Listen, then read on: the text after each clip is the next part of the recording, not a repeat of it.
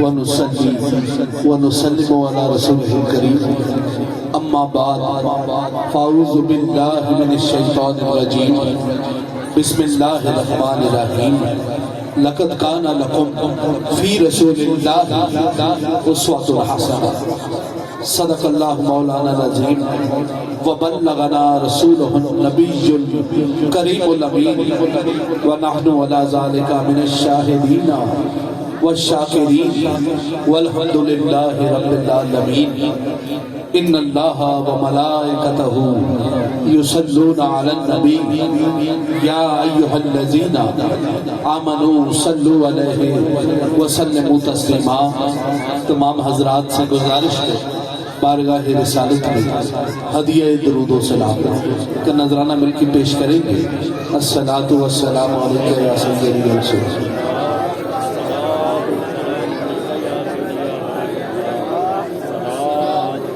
اللہ رب العزت کی حمد و ثنا اور حضور نبی پاک صلی اللہ علیہ وسلم آپ کی بارگاہ اقدس میں ہدیہ درود و سلام پیش کرنے کے بعد معزز سامعین گرامی السلام علیکم ورحمۃ اللہ وبرکاتہ۔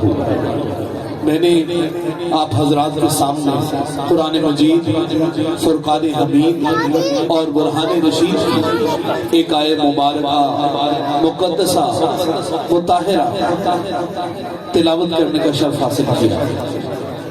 اللہ رب العزت کی بارگاہ میں یہ دعا ہے کہ اللہ تبارک تعالی مجھے حق بیان کرنے کی، آپ کو حق سننے کی اور ہم سب کو اس پہ عمل کرنے کی توفیق عطا۔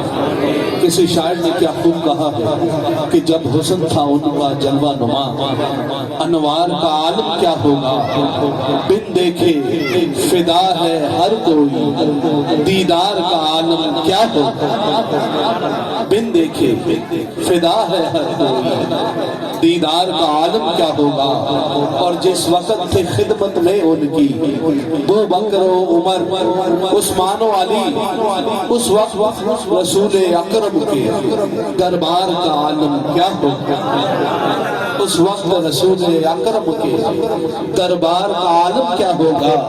ایک طرف عمر ایک طرف علی، صدیق ادھر عثمان ادھر، ان جگمگ جگمگ تاروں میں مہتاب کا عالم کیا ہوگا، ان جگمگ جگمگ تاروں میں مہتاب کا عالم کیا ہوگا۔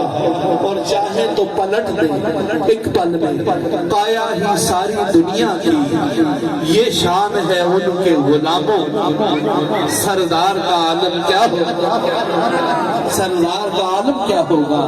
اور سنتے ہیں کہ عرب کے ذروں پر انوار کی بارش ہوتی ہے، اے نجم نہ جانے طیبہ گلزار کا عالم کیا ہوگا، اے نجم نہ جانے طیبہ گلزار کا عالم کیا ہوگا۔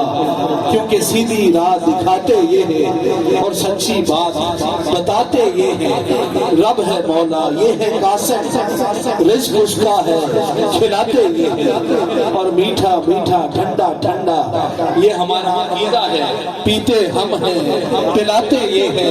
اور انا آتینا کل کوثر ساری کثرت پاتے یہ ہے، کثر دنا تک کس کی رسائی، جاتے یہ ہے آتے یہ ہے، جاتے یہ ہے آتے یہ ہے۔ بلغ العلا بے کمال ہی کاشفت تو جابے جمال ہی، حسنت جمیع خصال ہی، صلو علیہ وآلہ۔ حضرات گرامی، اللہ رب العزت نے ارشاد فرمایا کہ میں نے اپنے حبیب کو تمام عالمین کے لیے رحمت بنا کر بھیجا۔ حضور کی ذات وہ ہے جو کل عالمین کے لیے رحمت بن کے آئی۔ پھر اللہ رب العزت نے فرمایا لقد کان لکم فی رسول اللہ اسوۃ حسنہ، تمہارے پاس اپنی زندگی بسر کرنے کا اگر کوئی طریقہ ہے تو فقط حضور کا سیرت و اخلاق، حضور کا خلق عظیم، حضور کا اسوہ حسنہ، وہ خود جس کے بارے میں اللہ رب العزت نے فرمایا اِنَّكَ لَعَلَىٰ خُلُقٍ عَظِيمٍ، کہ ہم نے آپ کو ایک عظیم و شان خلق کا مالک بنا کر بھیجا۔ بقول شاعر تیرے خلق کو حق نے عظیم کہا، تیرے خلق کو حق نے عظیم کہا، تیری خلق کو حق نے جمیل کیا، کوئی تجھ سا ہوا نہ ہوگا شہا، تیرے خالق کو حسن و ادا کی قسم۔ سبحان اللہ، نعرہ تکبیر، نعرہ رسالت، نعرہ حیدری، نعرہ غوثیہ، آستانہ علی دیر شریف، حضور قبلہ پیر حسان مصطفیٰ۔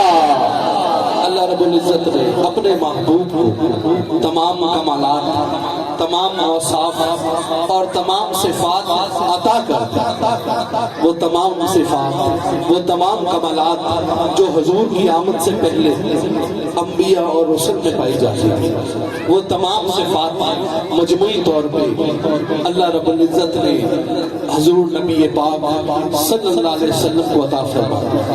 شکر نوح، خلت ابراہیم، اخلاص موسیٰ، صدق اسماعیل، صبر یعقوب، تواضع سلیمانی سب یہاں موجود ہیں۔ بقول شاعر حسن یوسف، دم عیسیٰ، ید بیضہ داری، آنچ خوبا ہما دارن تو تنہا دار۔ کسی شاعر نے کیا خوب کہا کہ تو شاہ خوباں تو جانے جانا ہے، چہرہ ام الکتاب تیرا نہ بن سکی ہے نہ بن سکے گا، مثال تیری جواب تیرا، اور ہے تو ہی اول ہے تو ہی آخر، ملا ہے حسن تمام تجھ کو، ہے عمر لاکھوں برس کی تیری مگر ہے تازہ شباب تیرا۔ میں آپ حضرات کے سامنے حضور نبی پاک صلی اللہ علیہ وسلم آپ کی رحمتوں کے حوالے سے ایک واقعہ پیش کرتا ہوں۔ جب مکہ والوں نے اسلام کی دعوت قبول نہ کی تو اس وقت حضور طائف کے مقام پہ تشریف لے۔ ایک مرتبہ سرکار دو عالم صلی اللہ علیہ وسلم آپ طائف کے مقام پہ لوگوں کو دعوت اسلام دے رہے تھے کہ کفار نے آپ کے اوپر پتھروں کی بارش برسا دی۔ حضور کا جسم لہو لہان ہو گیا۔ اللہ رب العزت سے منظر دیکھا نہ گیا۔ اللہ تبارک تعالیٰ نے فوراً جبرائیل امین کو حضور کی خدمت میں بھیج دیا۔ جبرائیل امین آ گئے، عرض کرتے ہیں کہ یا رسول اللہ صلی اللہ علیہ وسلم، حضور اب تو ہاتھ اٹھائیے اور ان بدبختوں کے لیے بدعا فرمائیے۔ آپ کے ہاتھ اٹھتے ہی پہاڑوں کا فرشتہ میرے ساتھ اپنے پڑوں کو پوری قوت کے ساتھ جھاڑے گا اور یہ دونوں پہاڑ آپس میں تہس نہس ہو جائیں گے اور طائف کے مکین اس طرح پس جائیں گے کہ جس طرح دانا چکی میں پس کے آٹا ہو جاتا ہے۔ مگر رحمت محمد مصطفیٰ صلی اللہ علیہ وسلم کا یہ شیوہ نہ تھا۔ حضور نے کیا فرمایا؟ حضور نے فرمایا کہ اے جبرائیل، میں اس دنیا میں قہر و غضب بن کے نہیں آیا بلکہ مجھے تو رحمت للعالمین۔ آپ کے اس ارشاد کو شاعر اسلام حفیظ جلندری نے بڑے خوبصورت پیرائے میں منظوم کیا۔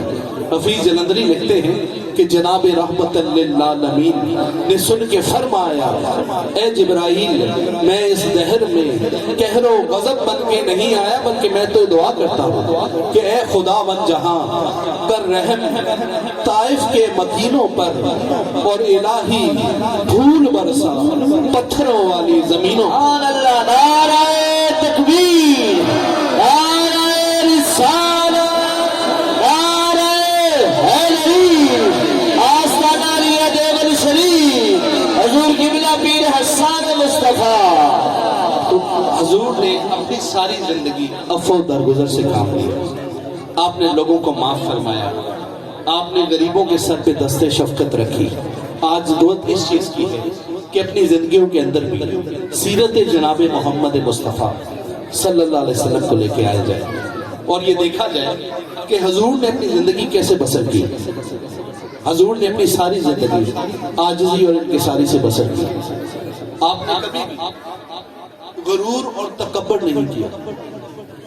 کبھی حضور کے کپڑے پھٹ جاتے حضور اپنے کپڑے خود سی لیا کرتے، حضور کے جوتے ٹوٹ جاتے، حضور اپنے جوتے خود کاٹ لیا کرتے، حضور نے اپنے گھر کے کام کاج اپنے ہاتھوں سے کیے۔ ام المومنین حضرت عائشہ صدیقہ رضی اللہ تعالیٰ عنہ آپ فرماتی ہیں کہ میں نے ساری زندگی حضور کو بہت قریب سے دیکھا اور ساری زندگی میں ایسا کبھی بھی نہیں دیکھا کہ کسی شخص نے حضور کے اوپر کوئی ظلم یا زیادتی کی ہو اور حضور نے اس شخص سے اس چیز کا کبھی بدلہ یا انتقام لیا ہو۔ یہ اخلاق ہے جو سرکار دو عالم صلی اللہ علیہ وسلم نے اپنی امت کو عطا کیا۔ نوجوان بچے جتنے یہاں بیٹھے ہیں ان کے لیے میری ایک ہی نصیحت ہے، بیٹے اختلافات میں کبھی بھی نہیں پڑنا۔ آج بڑا دکھ ہوتا ہے دیکھ کے کہ حضور کی ساری امت جو ہے یہ فرقوں اور گروہوں میں تقسیم ہو گئی ہے۔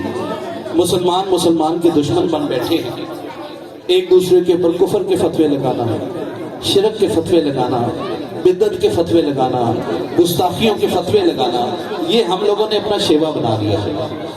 ایک دوسرے کو مشرک کہنا، کافر کہنا، گستاخ رسول کہنا، یہ کوئی اچھی بات نہیں۔ آج ضرورت اس چیز کی ہے کہ حضور کی ساری امت ایک ہو جائے۔ مسلمان عالم کو اتفاق کی ضرورت ہے، محبت کی ضرورت ہے، ایک ہونے کی ضرورت ہے، یکجہتی کی ضرورت ہے۔ تو نوجوان بچے جتنے یہاں بیٹھے ہیں آپ کے لیے بیٹے میری ایک ہی نصیحت ہے کہ لوگوں کے عیب تراشنا یہ اللہ کی بارگاہ کے اندر سخت ناپسندیدہ ترین عمل ہے۔ فرمایا اللہ کی بارگاہ میں سرخرو ہونا ہے، اپنے عیبوں پہ نظر رکھو، لوگوں کی خوبیوں پہ نظر رکھو۔ اللہ رب العزت جب اپنے کسی بندے پہ فضل فرماتے ہیں، جب بھی اپنے کسی بندے پہ کرم فرماتے ہیں تو سب سے پہلے اللہ تبارک و تعالیٰ اس شخص کو یہ شعور عطا کر دیتے ہیں کہ وہ لوگوں کے عیب تراشنا چھوڑ دیتا ہے بلکہ اپنے عیبوں پہ نظر رکھتا ہے۔ وہ لوگوں کی اصلاح کی بجائے اپنی اصلاح کی کوشش کرتا ہے۔ تو نوجوان بچے اتنے یہاں پہ ہیں بیٹے، یہ جو حضور کی خوبصورت امت ہے اس کو توڑنے میں اپنا حصہ کبھی بھی نہ ڈالنا، اس کی معافی نہیں ملے گی، بلکہ حضور کی اس امت کو جوڑنے میں اپنا حصہ ڈالنا۔